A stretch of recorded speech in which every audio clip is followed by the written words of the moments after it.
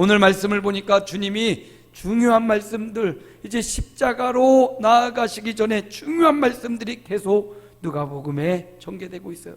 특별히 마지막 때에 일어날 현상들에 대해서 주님이 말씀하시고, 오늘 말씀에 보니까 주님이 성도가 깨어있다는 것이 무엇인지, 주님이 오실 때까지 제자들아, 성도들아, 깨어있어야 된다. 자며 졸고 시름에 빠져 있으면 안 되고 깨어있어야 된다는 것을 말씀해 주고 있어요. 그래서 말씀의 제목을 성도가 깨어있다는 것이 무엇인지 한번 말씀 본문을 통해서 말씀을 나눠보기 원합니다. 오늘 본문 말씀 보니까 오늘 본문 말씀의 34절 말씀입니다. 함께 읽어봅니다. 너희는 스스로 조심하라. 그렇지 않으면 방탕함과 술취함과 생활의 염려로 마음이 둔하여지고 뜻밖의 그날이 덫과 같이 너희에게 임하리라. 스스로 조심하라 말씀하고 있어요.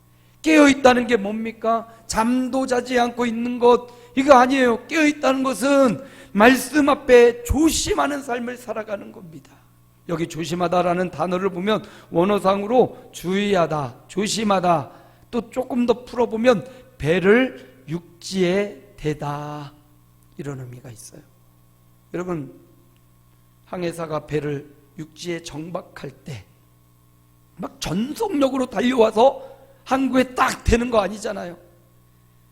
부딪히지 않도록 살금살금 속도를 줄이고 조심해가지고 항구에 정박을 하는 겁니다. 바로 그때 사용되는 단어가 조심하다라는 단어예요. 성도로 이 땅을 살아가면서 조심해야 되는 거예요. 여기저기 공사 중인 현장이 너무 많아요. 악한 원수는 우리의 믿음을 허물어뜨리고 무너뜨리려고 곳곳에 공사 현장을 만들어 놨습니다. 하나님은 그곳에 경고 표지판을 주셨어요. 성경을 통해서 경고 표지판을 두고 조심해라, 여기 공사 구간이다, 미리 알려주고 계십니다. 근데 그거 부주의해서 경고 표지판 있는데 이쪽으로 가면 구멍이 팍 파였고 낭떠러집니다. 이쪽에 가면 돌이 막 굴러내립니다. 이쪽에 가면 진흙탕입니다. 표지판을 보면 조심하고 돌아가든지 해야 되는데 부주의해서 막 지나가다가 거기 빠지고 거기 그냥 넘어지고 떨어지면 자신의 책임이지요. 신앙생활, 성도가 깨어있다는 것은요, 조심해야 돼요. 믿음을 잃어버리지 않도록 조심해야 됩니다. 유혹당하지 않도록, 미혹당하지 않도록 조심해야 돼요. 아무나 그냥 따라가고 어디나 가서 성경 공부하고 막 좋다고 가서 머리 디밀고 안수 받고 그러지 마세요. 시대가 그런 시대가 아닙니다. 조심해야 돼요. 특별히 뭘 조심하라 보니까 방탕함과 술 취하지 않도록 조심하라. 술 취하는 것은 알코올을 그냥 쏟아부어서 이게 몸인지 이게 건물인지 뭐 취해가지고 그냥 바닥으로 막 쓰러지고, 아유, 새벽에 저 일본 중앙동 가보면 그냥 20대 젊은 처자들이 쓰러져 있고 막 자고 있고 토해 있고 술 취해 돌아가는 세상을 볼 수가 있어요. 뭐 조금만 좋으면 좋아서 술 먹고 안 좋으면 안 좋아서 술 마시고 만나서 술 마시고 헤어진다고 술 마시고 세상이 완전히 술판이 되었어. 성경은 말합니다. 술 취하지 말라. 아이 목사님, 취하지만 않으면 되죠. 적당히. 그러지 마십시오. 성령에 취하시기 바랍니다. 술 취하다, 방탕하다는 것은 술 취함의 상태를 계속 유지하는 거예요. 그게 방탕함이라고 이야기합니다. 우리가 조심하지 않으면 이런 세상의 유혹에, 쾌락과 향락 앞에 세상에 빠져갈 수가 있다라고 주님이 말씀하시는 겁니다. 그러므로 세상의 유혹과 향락과 쾌락과 즐거움에 빠지지 않도록 여러분 스스로 조심하시기 바랍니다. 그리고 생활의 염려로 마음이 둔하여지는 걸 조심하래요. 염려는 우리 마음을 둔하게 만든다고 말합니다. 걱정하고 염려하는 것, 아직 당하지도 않았는데 미리서 끌어다가 염려하는 것, 이거 우리를 감각을 잃어버리게 만든답니다. 이 염려하다라는 단어, 마음이 둔하여지다라는 단어를 살펴보니까 무거운 것을 지고 있다, 무거운 거를 등에 짊어지고 있는 거예요. 그러니까 이 무거운 게 계속 압박하고 누르니까 점점점 감각을 잃어버리죠. 그래서 감각을 잃어버린 것, 이게 둔하여졌다. 뭐로요? 염려로. 생활의 염려로. 살아가면서 염려할 것 참 많이 있습니다. 걱정할 것도 참 많이 있습니다. 노예를 책임지면 의장이 되다 보니까 걱정할 것, 염려거리가 훨씬 더 많아졌더라고요. 그런데 주님은 말씀하셔요. 염려해서 네 마음이 둔해지지 말고, 아무것도 염려하지 말고 오직 모든 일에 간구와 기도와 간구로 감사함으로 너희 아랠 것을 아뢰라고 말씀하셨어요. 염려를 기도로 바꾸라고 말씀하십니다. 염려거리 많아요. 학생들은 공부하느라, 시험 보느라 걱정하고 염려가 생깁니다. 직장인들은 또 직장 내에서 그 업무를 감당하느라, 아직 직장을 구하지 못한 사람은 직장을 구하고자 염려하고 걱정합니다. 가정 내에도 염려거리가 생겨나고 걱정거리가 생겨납니다. 그런데 주님 말씀하셔요. 이 수많은 염려와 걱정거리에 눌리지 말고 오히려 그것을 기도로 바꿔서, 모든 일에 기도와 간구로 바꾸어서 너희 구할 것을 감사함으로 하나님께 아뢰라. 그리하면 모든 지각에 뛰어난 하나님의 평강이 너희 마음과 생각을 지키시리라. 하나님이 지켜주겠대요. 뭐하면? 기도하면. 생활의 염려로 그거에 매여서 사고나지 말고 조심하라. 성도가 깨어있다는 것은 조심하는 거예요. 유혹에, 미혹에, 또 생활의 염려로 영적인 감각이 사라지고 그렇지 않도록 깨어있는 것, 조심하는 것, 이게 바로 성도가 깨어있는 자세입니다. 스스로 하나님의 말씀 앞에 조심하고, 정말 여러분의 믿음의 삶이 깨어지지 않도록, 믿음의 삶이 무너지지 않도록 조심하는 삶을 살아가시기를 바랍니다. 원수는 작은 구멍으로 와가지고 작은 틈을 노리고 와서 우리 신앙을 막 무너뜨리려고 해요. 우리 이렇게 어렵게 쌓아둔 신앙을 무너뜨리려고 노려보고 있습니다. 조심해서, 배를 대듯이 조심해서 저와 여러분이 쌓아둔 이 신앙의 삶을 무너뜨리지 말고, 주님 오시는 그날까지, 우리의 생이 다하는 날까지 신앙을 지켜내는 믿음의 삶, 깨어있는 삶이 이어지시기를 축복합니다. 이날은 온 지구상에 거하는 모든 사람에게 임할 것이다. 주님의 날은 모든 사람에게 임할 것이에요. 그렇기에 오늘도 내일도 조심해서 술 취함과 방탕함으로 생활의 염려로 둔해지지 말고 영적으로 민감한 삶을 살아가는, 조심하는 주님의 종들 되시기를 축복합니다. 두 번째, 성도가 깨어있다는 것은 무엇입니까? 오늘 말씀에 36절에 주님은 이렇게 말씀하셔요. 함께 읽습니다. 이러므로 너희는 장차 올 모든 일을 능히 피하고 인자 앞에 서도록 항상 기도하며 깨어있으라 하시니라. 항상 뭐 하라고요? 기도하라고. 깨어있다는 건 뭡니까? 항상 기도하는 것을 의미합니다. 쉬지 말고 기도하라 말씀하셨습니다. 주님은 우리의 인생이 기도하는 삶이 되기를 원하셔요. 그래서 깨어있다라는 것은 기도하는지를 살피면 돼요. 내가 정말 깨어있는 삶을 살아가고 있는가? 내가 하나님의 말씀 앞에 깨어있는가? 내가 기도하고 있는가? 살펴보면 돼요. 우리의 기도를 들으시는 하나님, 잠잘 때도, 걸어갈 때도, 버스에 있을 때도, 직장에 있을 때도 기도하는 삶을 놓치지 마시길 바랍니다. 이게 바로 성도가 깨어있는 길이에요. 우리 안에 계신 성령님이 혼자 계시도록 두지 마십시오. 우리 안에 계신 성령님과 대화하십시오. 우리 안에 계신 성령님을 깨우십시오. 그게 바로 기도하는 거예요. 내 안에 계신 성령님, 오늘의 길을 지키시고 오늘의 갈 길을 예비해 주시고, 내 안에 계신 성령님 지금 무엇을 선택할지 판단해 주시고 지도해 주십시오. 여러분 안에 계신 성령님을 홀로 두는 것, 이게 기도하지 않는 것입니다. 여러분 안에 계신 성령님을 깨우고 그 성령님과 대화하는 것, 이것이 바로 기도하는 것. 기도는 영적인 호흡이라고 했습니다. 숨쉬지 않고 살 수 있는 존재가 없어요.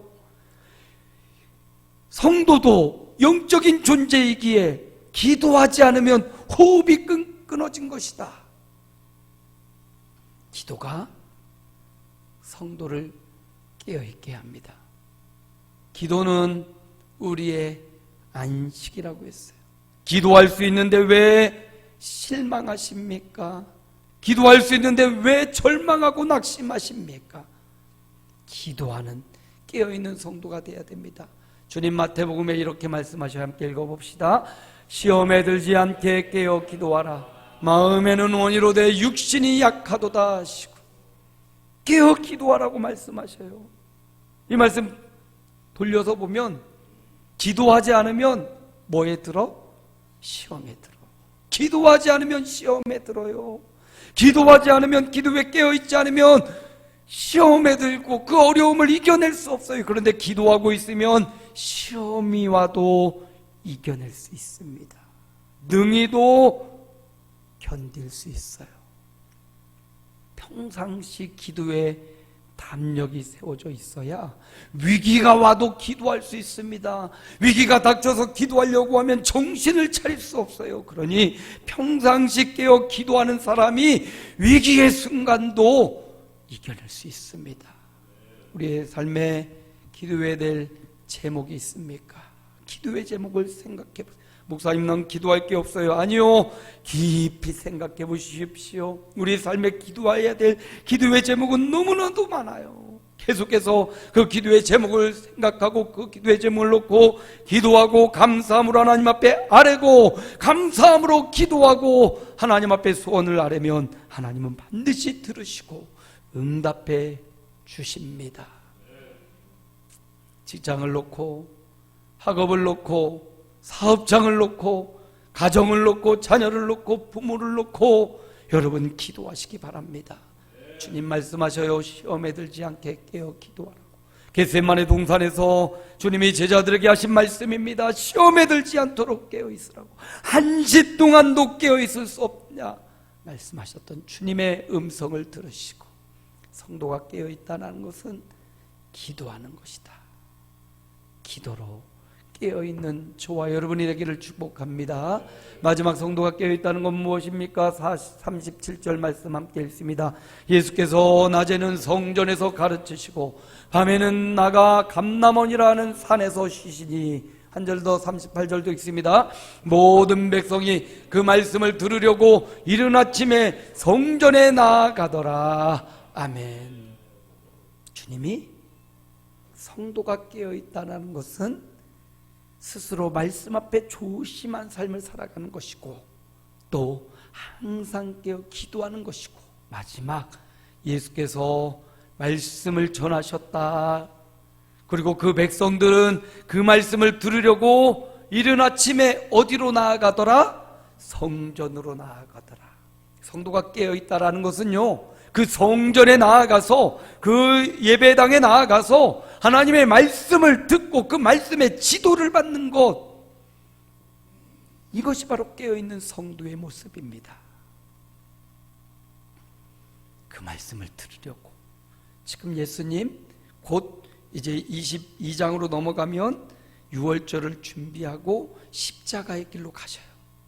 그 중요한 한순간순간이 너무나 중요한 시간입니다. 그 순간을 놓치지 않고 우리 주님 성전에 나아가서 말씀을 들으러 오는 백성들에게 하나님 나라에 대해서, 죄에 대해서, 영생에 대해서, 생명에 대해서, 마지막 하나님 나라가 임할 종말에 대해서 주옥 같은 말씀을 전하고 계셔요. 성도가 깨어있다는 것은 바로 그 말씀을 들으려고, 이른 아침부터 그 말씀을 들으려고 성전에 나아가는 삶, 이게 바로 깨어있는 삶이에요. 오늘 하나님의 말씀을 들으려고 혹은 영상으로 예배를 드리며 하나님 앞에 나와 예배하는 것, 그의 말씀을 듣는 것, 이게 바로 깨어있는 성도의 삶이라는 사실을 잊지 마시고 말씀의 지도를 받으시기를 축복합니다. 내가 아무리 운동을 잘하고 축구를 잘하고 배드민턴을 잘 쳐도 누군가 코치의 지도를 받아봐야 무엇이 잘못됐는지 무엇이 잘하고 있는지 판가름이 돼요. 누구 밑에 들어가서 정말 잘하는 사람 밑에 들어가서 자세를 보고 교정받지 않으면 잘못된 습관으로 계속 가거든요. 전문가의 손길, 전문가의 지도를 받아보면 잘못된 부분 고칠 수 있어요. 코치를 받을 수 있어요. 성도들은 바로 이 말씀의 코치를 받아야 돼요. 그냥 나 혼자 내 느낌대로 감정대로 신앙생활 하지 말고 하나님의 말씀의 코치 지도를 받아야만 자잘못을 분별할 수 있습니다. 기준을 잡을 수 있습니다. 그러므로 말씀의 지도를 받는 것, 이게 깨어있는 삶이에요. 내 마음대로 내 생각대로 신앙생활 하지 말고 예수님 당시 백성들이 말씀을 들으려고 이른 아침 성전에 나아가 주님의 말씀을 들었습니다. 주님의 지도를 받았어요. 이것처럼 저와 여러분도 하나님의 말씀의 지도를 받고 성전에 나와 예배당에서 하나님의 말씀의 지도를 받는 깨어있는 삶이 이어지기를 축복합니다. 세 가지, 성도가 깨어있다는 것 세 가지를 말씀드렸어요. 스스로 뭐 하라고요? 조심해. 뭐 하라고요? 두 번째, 항상 기도. 세 번째 뭐 하라고요? 말씀의 지도를 받으라. 여러분, 여기 중요한 것 한 가지 더 이야기를 하려고 해요. 여기 조심하다라는 단어가 배를 항구에 대다라는 단어라고 했는데, 우리는 성도는 모두 다 배를 타고 있습니다. 그런데 여러분, 성도가 탄 배가 어떤 배냐가 중요해요. 배에도 여러 종류가 있어요. 유람선이 있고 나라를 지키는 군함이 있습니다. 군인들이 타는, 전쟁을 위해 나라를 지키기 위한 군함이 있단 말이에요. 여러분, 성도는요 유람선을 탄 존재들이 아니라 군함을 탄 존재들이에요. 성경에 보니까 너희가 그리스도 예수의 좋은 군사로 부름받았다고 했습니다. 군사라는 말은 군인이란 말이잖아요. 군인은 유람선에 탔습니까? 군함에 탔습니까? 군함에 타 있는 거예요. 군인은. 성도는 이 땅 살아가면서 유람선에 타서 아이고 우리 목사님 오늘 설교 하나 보다. 오늘 왜 이렇게 길어? 왜 이렇게 짧어? 주보는 왜 이렇게 오자가 많어? 구경꾼이에요. 구경꾼. 유람선에 탄 사람들은 구경꾼이에요. 어디 한번 보자. 찬양대 우리 청년들 잘하나 보자. 아닙니다. 성도는 유람선에 탄 구경꾼이 아니라 성도는 군함에 타 있는 군사라는 사실을 기억하시기 바랍니다. 군함에 타서 밥을 먹어도, 군함에 타서 잠을 자도, 군함에 타서 여유롭게 놀고 있어도 그들은 군인이에요. 우리 모두는 군함에 타고 있는 군사들이에요. 그리스도의 군사들이에요. 그리스도의 군사답게 구경하고 유람하는 게 아니라 그리스도의 용사로 영적인 전쟁에 참전해서 목사님과 우리 당회원들과 온 교우들이 구경꾼 아니라 하나님의 일에 동참해서 함께 나라와 민족을 지켜내는 군인들처럼 내 가정을 지키고 교회를 지키는 영적인 군사로서 군함에 올라타서 조심하고 기도하고 말씀의 지도를 받는 주님의 좋은 군사. 군인 막 일탈하고 그러면 안 되잖아요. 긴장하고 임해야 되지 않습니까? 그런 그리스도의 좋은 군사로 저와 여러분이 남은 생에 살아가시기를 주 예수 이름으로 축복합니다.